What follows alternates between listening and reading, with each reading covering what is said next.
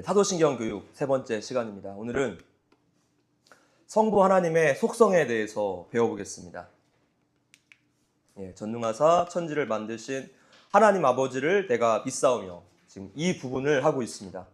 오늘 목차를 보시면 1번 하나님의 속성, 비공유적 속성, 자존성과 자족성, 불변성, 전지와 전능성, 편재성, 영원성, 두 번째 공유적 속성, 거룩성, 선하심, 인격성. 우리 지난 시간 복습 잠깐 해보자면 사도신경은 총 12개의 나는 믿는다로 선포가 되고 구성되어 있습니다. 성부 하나님, 성자 예수님, 성령 하나님, 교회와 성도에 대한 내용들로 이렇게 나눌 수가 있습니다. 지난 시간에 성부 하나님의 내용 중에 전능하신 하나님, 또 창조주 하나님, 그 하나님이 우리의 아버지가 되신다. 오직 믿는 자들의 아버지, 스스로 살려고 하는 죄, 내가복음에 대해서 우리가 배웠습니다. 오늘은 성부 하나님의 속성에 대해서 한번 배워봅시다. 자, 1번 하나님의 속성. 인간의 상상력은 늘 우상을 제조해내는 공장이기 때문에 감사하게도 하나님은 인간이 만들어낸 것들에 우리 성도들을 그냥 내버려 두지 않으셨습니다. 하나님은 하나님의 성품과 속성이 어떠한가 말씀을 통해서 주도적으로 알려주고 계십니다. 스스로를 계시하시는 하나님의 은혜 때문에 우리가 부족하나마 하나님의 속성과 행동의 일부를 알 수 있게 된 것이죠. 하나님의 속성은 크게 두 가지로 구분이 됩니다. 첫 번째는 비공유적 속성과 두 번째 공유적 속성이죠. 먼저 비공유적 속성은 오직 하나님께만 해당되는 속성이에요. 그러니까 우리 인간에게는 나타날 수 없는 속성이죠. 그리고 공유적 속성은 하나님의 형상을 간직한 인간이 하나님과 공유하는 속성입니다. 그러니까 인간에게도 어느 정도 나타나는 하나님 닮은 속성이에요. 자, 1번 비공유적 속성, 자존성과 자족성. 지난 시간 다루었던 것처럼 하나님은 자존, 스스로 계시는 분이시고 자족, 스스로 모든 것을 갖추고 있어서 외부로부터 아무런 도움이나 충족, 공급을 받을 필요가 없는 상태이십니다. 이러한 점을 유추할 수 있는 것이 우리가 보고 있는 이 물질 세계에서는 전혀 없습니다. 그래서 삼위일체의 교리처럼 우리가 온전히 이해하는 것은 불가능합니다. 이 출애굽기에서 떨기나무에 임재하신 장면이 대표적인 상징이라고 할 수 있어요. 자연 현상으로는 불이 나면 다 소멸합니다. 연소하죠. 근데 이 떨기나무는 불이 타면서도 소멸되지 않았습니다. 스스로 모든 것을 갖추고 있다는 뜻이에요. 그래서 스스로 있는 자라는 하나님의 속에는 자족성과 자존성을 가장 대표적으로 표현해주는 그런 장면입니다. 하나님은 우리에게 아무것도 필요하지 않으십니다. 하나님은 아무것도 필요한 것이 없으신 완벽한 분이세요. 근데 우리는 반대로 어떻습니까? 하나님이 없이는 숨조차 쉴 수 없습니다. 모든 것이 다 필요한 존재예요.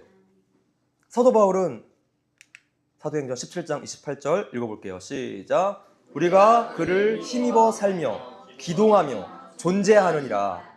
너희 시인 중 어떤 사람들의 말과 같이 우리가 그의 소생이라. 그런데도 모든 인간은 하나님의 낯을 피해서 벗어나려고 합니다. 그 결과 모든 삶이 무질서해지고 멸망으로 가는 삶이 되는 것은 어찌 보면 당연한 일이 되었습니다. 그러나 하나님께 입양된 성도는 칼빈의 말대로 이제는 세상이 하나님의 영광을 드러내는 무대가 되었고 경이감을 불러일으키는 장소가 되었습니다. 거듭난 성도는 이제 모든 것을 하나님과 연결해서 생각할 수 있게 되었어요. 그래서 모든 것이 하나님의 은혜가 되었습니다. 두 번째, 불변성. 검과 화살의 대결이라는 지난주일 오전 설교에서도 말씀을 드렸지만 하나님은 절대로 변하시지 않는다라는 뜻입니다. 불변성. 시편 말씀 보시면 같이 읽어볼게요. 시작. 천지는 없어지려니와 주는 영존하시겠고 그것들은 다 옷같이 낡으리니 의복같이 바꾸시면 바뀌려니와 주는 한결 같으시고 주의 연대는 무궁하리이다. 자, 여기 27절에 한결 같다라는 원어가 불타는 떨기나무에서 스스로 있는 자로 번역된 히브리어예요. 즉 여호와라는 하나님의 이름은 하나님의 자존성뿐만이 아니라 하나님의 변함없는 성품, 불변성을 가리키기도 합니다. 하나님의 불변성은 우리에게 참 위안을 줍니다. 만일 하나님이 변하신다면 아마 하나님은 불순종하는 자기 백성들과의 그 언약을 파괴하시고 그들을 다 진멸하셨을 거예요. 죄악이 너무나 크기 때문이죠. 우리 같은 성정의 사람이었다면 분명히 그러고 남았을 것입니다. 만약 하나님의 본성과 존재가 변화가 된다면 하나님은 완전에서 불완전으로, 지식의 완전함에서 지식의 결여로, 은혜의 충만에서 은혜의 결핍으로, 승리에서 실패로 옮겨갈 수 있다는 뜻이 되겠죠. 그래서 성도의 구원이 그의 행동 여하에 따라 중도 취소된다면 이 하나님의 불변성은 깨어지게 되는 것입니다. 하나님의 불변성을 반대하는 주장들도 많이 있습니다. 창세기에 인간을 지으신 것에 대해서 한탄하시는 하나님, 또 심판하시다가 용서하시는 하나님, 후회하거나 마음을 바꾸시는 그런 하나님에 대한 성경의 표현들이 나와 있기 때문이죠. 근데 이러한 표현들은 바로 신인, 동성, 동형론적 표현입니다. 신인, 동성, 동형론적 표현. 무한하고 영이신 하나님을 인간의 이해를 위해서 손이나 발과 같은 이런 인간적인 형태를 표현하는 구절들이 성경에 많이 있어요. 이것을 동형이라고 합니다. 동형. 그리고 기뻐하시고 진노하시고 슬퍼하시는 이런 감정에 빗대어서 표현하는 것을 동성이라고 말합니다.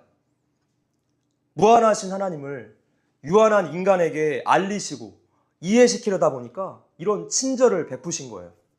마치 우리가 어린아이와 대화를 할 때 그들의 수준에 맞춰서 아주 쉽게 이야기해 주죠. 똑같습니다. 하나님은 우리가 하나님을 잘 이해할 수 있도록 자연 세계와 일상의 경험에서 나온 아주 풍부한 은유들, 비유를 끌어다가 사용하셨어요. 너무나 친절하시고 긍휼이 풍성하신 하나님이십니다.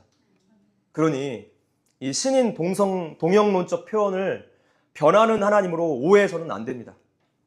하나님은 태초에 계셨던 것처럼 지금도 계시고 영원토록 계시고 영원토록 변하지 않으십니다.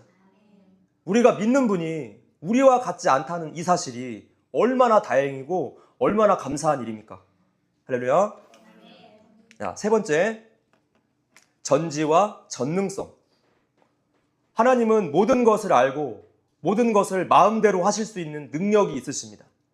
우리 인간도 어느 정도 알아요. 그리고 어느 정도 할 수 있는 일이 있지만 한계가 있어요. 반면에 하나님의 지혜와 권능에는 한계가 없습니다. 자, 여기에서 무한성, 영원성이 나타나는 것이죠. 이사야서 말씀 읽어볼게요. 11절까지인데 시작. 너희는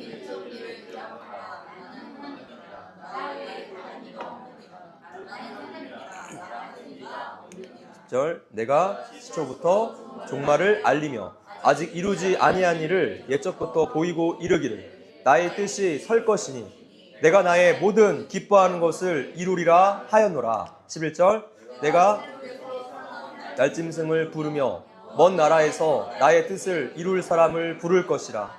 내가 말하였은즉 반드시 이룰 것이요 계획하였은즉 반드시 시행하리라. 아멘. 하나님의 지식은 완전하시기 때문에 어떤 행동에서 나타날 결말을 그 처음부터 다 알고 계십니다. 예지라고 표현합니다. 피조물의 미래 행동을 미리 알고 계신다는 뜻이에요. 더욱이 하나님은 미래를 아실 뿐만 아니라 미래를 다스리시는 분이십니다. 그래서 하나님의 전지와 전능은 완전히 조화를 이룹니다.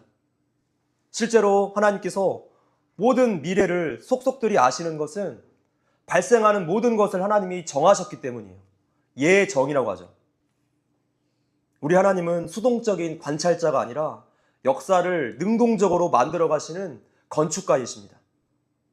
잠언 16장 33절의 말씀처럼 주사위를 던진 결과도 그 모든 경우의 수를 이미 하나님께서 결정하십니다. 우리가 믿는 분이 전능하사 천지를 만드신 하나님 아버지라는 것을 다시 한번 확인할 수 있습니다.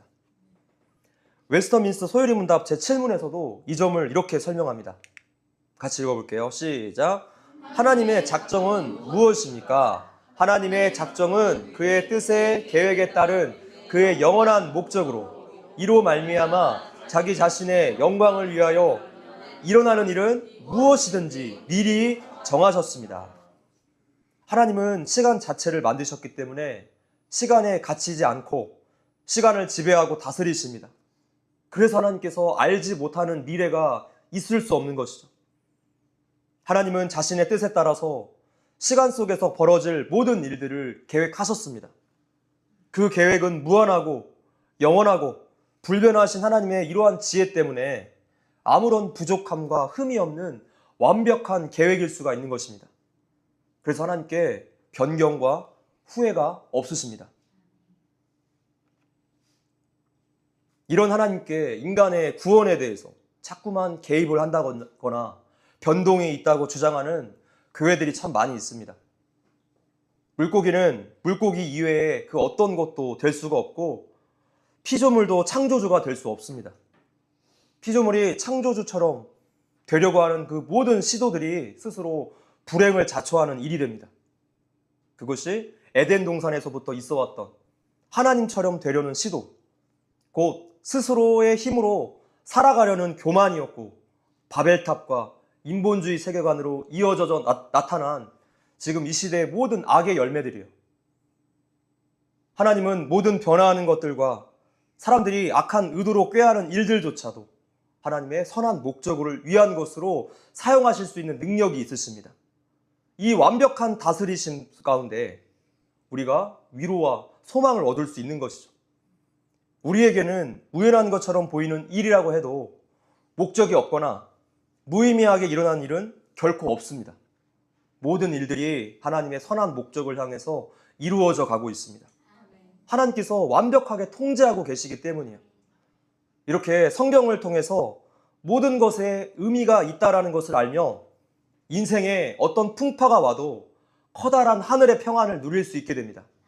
이것이 성도의 믿음이고 우리 성도들에게 운이나 우연이라는 표현은 옳지 않아요. 거꾸로 모든 사건을 주관하시는 하나님의 섭리를 거부하는 사람들은 결코 자유를 얻지 못합니다. 늘 삶이 불안할 수밖에 없어요. 내가 잘못했다가는 구원에서 이탈하는데 어떤 자유가, 어떤 평안이 있겠습니까? 전지전능하신 하나님께서 성도를 붙들고 계심에 감사합시다. 네 번째, 바로 편재성입니다. 편재성은 하나님께서 모든 곳에 계시고 온 우주에 충만하시다라는 진리입니다. 하나님께서 영이시기 때문에 시공간에 제한받지 않으십니다. 하나님은 물리적인 육체가 아니고 영이시기 때문에 어디에나 계세요. 그래서 권능과 위엄과 같은 이 하나님의 속성은 어디에서나 나타날 수 있습니다. 우리 하나님께서 어떤 특정 장소에만 존재하신다, 이런 생각은 잘못된 생각입니다. 그런데 여전히 이 시대에도 성전, 성지, 성물, 이런 어떤 거룩한 장소나 거룩한 물건이 있다고 여기는 신앙이 여전히 있어요. 제가 어릴 때는 이 설교 단상 위에 올라가면 저주를 받고 죽는 줄 알았습니다.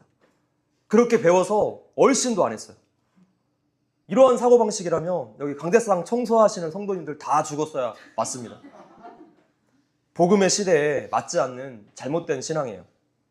하나님이 계시지 않는 곳은 없습니다. 성지, 순례, 이런 말은 잘못된 거예요. 기독교 역사 탐방 정도 하면 맞을 겁니다. 심지어는 지옥에서조차 하나님은 심판주로 계세요. 또한 성도 안에 성령님으로 내주하시기 때문에 우리가 사는 모든 곳에 하나님이 함께 계십니다. 든든하지만 또한 하나님 앞에 우리의 존재가 매 순간 드러나 있으니 죄에 대해서 우리가 더욱더 경각심을 가져야 합니다. 하나님께서 우리를 24시간 지켜보고 계신다는 것입니다. 하나님의 편재성에서 우리 성도가 주의해야 할 것은 모든 자연 만물과 창조물들을 하나님과 동일시하는 범신론을 또 주의해야 합니다. 모든 것에 다 하나님이 있다. 모든 것이 다 신이다. 라고 믿는 신앙이에요. 자연은 하나님의 피조물일 뿐 오직 하나님만이 유일한 신이시고 창조주이십니다. 다섯 번째, 영원성. 이것은 시간의 무한성을 뜻합니다. 시간을 창조한 분이시기 때문에 시간을 초월하고 장악하고 지배하십니다. 시간 밖에 계시는 하나님께 과거와 현재와 미래가 한 시점으로 보입니다. 천년이 하루 같고 하루가 천년 같다는 성경의 표현이 바로 이러한 점을 표현한 것이죠. 아득한 과거부터 현재와 미래의 하나님이십니다. 이러한 하나님의 영원성을 올바르게 이해해야지 그분의 작정과 섭리도 우리가 온전히 이해할 수 있는 것입니다. 두 번째, 공유적 속성. 공유적 속성. 인간이 하나님의 형상으로 창조되었다는 사실로 인해서 우리가 하나님께 공통적으로 공유하는 특징들도 있습니다. 인간은 하나님과 인격적인 관계를 위해서 하나님께 지음을 받았기 때문에 나타나는 속성들이에요. 아담이 하나님께서 자신의 신체의 일부로 하와를 창조하시기 전까지 다른 동물 중에서 배필을 구할 수 없었던 것과 똑같습니다. 교제를 하고 어떤 관계를 나눈다는 것은 격이 맞아야 돼요. 하나님은 하나님 자신을 위해서 하나님과 공통된 특징을 충분히 공유함으로 참된 교제와 또 자유롭고 의미 있는 관계를 맺을 수 있는 존재, 우리 인간을 만드신 거예요. 그래서 인간만이 하나님을 닮아서 영적인 존재, 지정의의 존재로 창조가 된 것이죠. 하나님의 속성 중에 지혜와 거룩과 공의, 선함, 진실 등은 우리 인간에게도 완전하지는 않지만 어느 정도 공유되어서 나타나는 속성들입니다. 그러나 하나님과 인간의 이 공유적인 속성조차도 이 둘은 엄청난 간극이 있다는 것을 우리가 기억해야 합니다. 1번, 거룩성. 비록 인간이 전지전능하지는 않지만 지성과 지식이 있고 또 다스리는 능력이 있듯이 우리 인간은 거룩하게 창조되었습니다. 물론 하나님과의 거룩성과는 양적으로나 질적으로나 아주 다르죠. 하나님의 거룩하심 앞에 서면 모든 인간의 위선은 다 발가 벗겨지게 됩니다.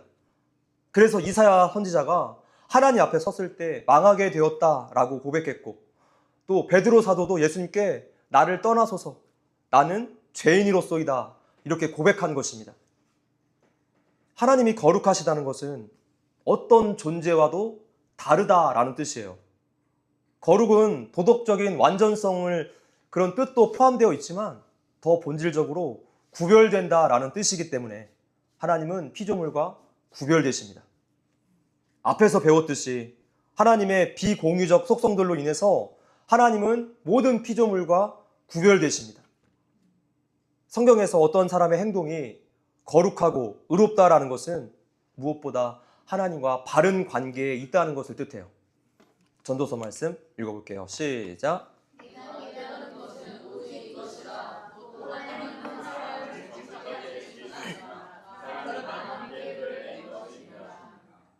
하나님과 교제하기 위해서 지음을 받았음에도 불구하고 인류가 하나님께 속하고 하나님께서 나오는 그 관계 속에서만 나오는 거룩성을 거부했어요. 그렇게 하나님과 분리됨으로 인류는 스스로 하나님처럼 되고자 했는데 실상은 오히려 짐승과 같은 존재로 타락해버렸습니다. 관계 단절로 인해서 그 영이 죽었기 때문입니다. 우리가 여기서 기억해야 할 것은 인간의 거룩함은 하나님과 바른 관계 안에서만 나온다라는 사실이에요. 그래서 하나님과 공유한 속성, 거룩성을 회복하는 길은 인간이 하나님께로 돌아가는 방법밖에 없습니다. 예수 믿고 거듭난 자만이 세상에서 구별되어서 거룩하게 살 수 있는 법이에요. 그래서 하나님과 관계가 없는 아무리 선한 일을 많이 한다고 해도 그것은 악행입니다. 지옥 갈 죄입니다. 하나님과 관계가 없기 때문에. 두 번째, 선하심. 거룩하심과 선하심이 비슷한 말 같은데 차이가 있습니다. 거룩하심이 구별된 하나님의 존재 자체를 초점을 맞추고 있다면, 선하심은 피조물들을 향한 하나님의 행위, 그 성품을 초점을 맞추고 있어요. 즉 모든 피조물들을 향한 하나님의 관대하심과 은혜로우심을 뜻하고 있습니다. 그것이 선하심의 뜻이에요. 자, 그렇다면 우리에게는 무엇입니까? 이웃들을 향한 행위와 성품을 뜻하고 있어요. 이웃들에게 선대하는 것이죠. 처음 인류는 선하게 창조되었는데 아담과 그 후손들은 악하게 되는 것을 선택했습니다. 시편 145편 말씀처럼 하나님은 선한 창조주로서 생명과 호흡과 먹을 양식과 물과 피난처와 비와 추수의 열매와 모든 선하고 완전한 선물을 모든 피조물들에게 나누어 주십니다. 그래서 전능하사 천지를 만드신 하나님 아버지를 믿는다는 것은 우리가 이러한 일상에서 주신 모든 은혜들에 감사하는 믿음이라고 할 수 있습니다. 야고보서 1장 17절 말씀에 같이 읽어볼게요. 시작. 온갖 좋은 은사와 온전한 선물이 다 위로부터 빛들의 아버지께로부터 내려오나니 그는 변함도 없으시고 회전하는 그림자도 없으시니라. 우리는 하나님께서 만물을 선하게 창조하셨다는 것을 알아야 합니다. 하나님은 인애하시고 분을 품지 않으십니다. 하나님은 오래 참으시고 저주보다 복을 내리시기를 기뻐하세요. 그런데 동시에 하나님은 선하신 자신의 성품과 반대될 때 그 선하심을 침해하는 모든 것에 대해서 진노를 발하십니다. 즉 성경에서 하나님의 선하신 속성이 회방받을 때 나타나는 표현이 바로 하나님의 진노예요. 하나님의 진노. 구체적으로 우상 숭배, 생명 경시, 음란, 학대 등등 이렇게 십계명과 반대되는 모든 일들을 뜻합니다. 이런 일들이 지금 이 시대에 차고 넘치게 나타나고 있고 오히려 이러한 악을 더욱 부추기는 법을 만들고 그런 법을 만드는 정당을 지지하고 투표하는 그리스도인들을 우리가 볼 수 있습니다. 나의 어떤 정치적인 행위가 하나님의 법을 대적하는 죄인 줄을 모른다는 증거예요. 빨리 깨닫고 돌이켜야 할 것입니다. 에덴 동산에서 하나님의 발소리는 위안과 평안의 발소리였습니다. 그런데 죄를 짓고 난 이후로는 이제 심판의 소리가 되었어요. 그래서 달아나게 된 거죠. 너무나 무서웠기 때문입니다. 두려움이 찾아왔어요. 하나님을 피해 달아나는 것은 이제 타락한 이후에 모든 인간의 본성이 되었습니다. 모든 인간이 어떻게든 하나님을 멀리하려고 해요. 시편 2편은 장차 메시아가 성취할 심판을 전망하는 전쟁시 가운데 첫 번째 시입니다. 하나님은 하나님을 믿지 않는 열방의 계략들을 허사로 돌리시고 조소하고 계신 분으로 묘사가 됩니다.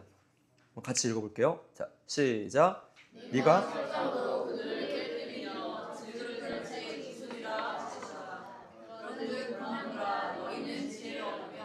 세상의 재판관들아 너희는 교훈을 받을지어다. 11절. 여호와를 경외함으로 섬기고 떨며 즐거워할지어다. 그의 아들에게 입맞추라. 그렇지 아니하면 진노하심으로 너희가 길에서 망하리니 그의 진노가 급하심이라. 여호와께 피하는 모든 사람은 다 복이 있도다. 아멘. 하나님의 심판은 변덕스럽고 부당한 학대가 아닙니다. 당신의 통치를 거슬러서 우쭐대는 세력들, 많은 사람들을 학대하고 불의를 일삼는 권력자들을 자신의 선하심으로 친히 물리치겠다는 것입니다. 우리는 진노하고 계신 하나님이 선하신 분이심을 알아야 합니다. 그래서 하나님께서 진노하심은 하나님의 대적자들을 통해 억압하는 그 성도들에게는 너무나 복된 소식이에요. 동시에 성도는 나 자신도 가장 추악한 죄인과 똑같은 존재이고 하나님의 진노를 받아 마땅하다는 사실을 인정해야 합니다. 시편 기자가 시편 90편에서 우리가 주의 분내심에 놀라나이다 라고 고백했어요. 그래서 예수 그리스도께서 우리를 위해서 죽으셨습니다. 우리는 성경 전체에서 하나님의 진노와 심판에 대해서 듣고 있어요. 하나님은 선하신 분이시니 예수님의 공로를 통해 관계가 회복된 성도는 이제 이웃을 향해서 선한 삶으로 증명해내야 합니다. 세 번째, 마지막 인격성입니다. 하나님은 어떤 에너지원이 아니라 인격이세요. 더 구체적으로 이야기하면 신격체시죠. 우리를 창조하시고 역사 가운데 말씀하고 또 행동하심으로써 우리와 관계를 맺으십니다. 그래서 우리는 그 하나님을 아버지라고 부를 수 있게 되었어요. 어떤 힘, 어떤 에너지를 보고 아버지라고 할 수는 없습니다. 이러한 잘못된 하나님에 대한 인식은 인간의 죄성 때문에 우상 생산 공장이 되었기 때문입니다. 자꾸만 인간은 하나님에 대해서 자기의 기대를 투사해요. 그것이 이 땅에 만들어진 모든 종교이죠. 지식이 죄로 오염되어서 이런 현상들이 나타났습니다. 우상 숭배로 나타난 것이죠. 전도서 말씀 읽어볼게요. 시작. 너는 청년의 때에 너의 창조주를 기억하라. 곧 곤고한 날이 이르기 전에 나는 아무 낙이 없다고 할 해들이 가깝기 전에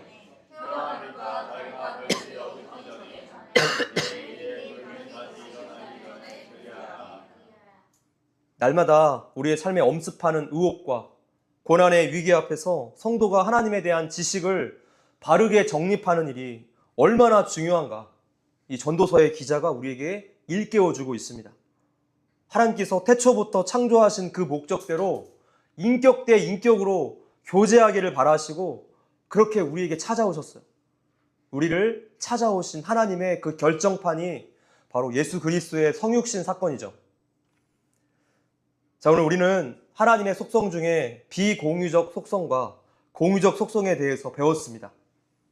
피조물과는 차원이 다른, 구별된, 유일한 존재이신 하나님이라서 오늘 우리의 삶이 이렇게 은혜 안에 유지되고 있음을 믿습니다. 또한 우리와 관계를 맺으시기 위해서 하나님 닮은 존재로 지으시고 우리가 하나님을 아버지라고 부르면서 관계할 수 있게 된 것입니다. 성경을 통해서 계시된 이 모든 하나님에 대한 지식들을 우리가 바르게 알고 믿어야지 우리의 신앙도 하나님의 은혜 안에서 온전한 기쁨과 감사를 누릴 수 있게 될 것입니다. 성도 여러분, 바른 신학이 바른 신앙을 낳습니다. 하나님을 힘써 배우시고 그분께 참된 경외를 드립시다. 아멘.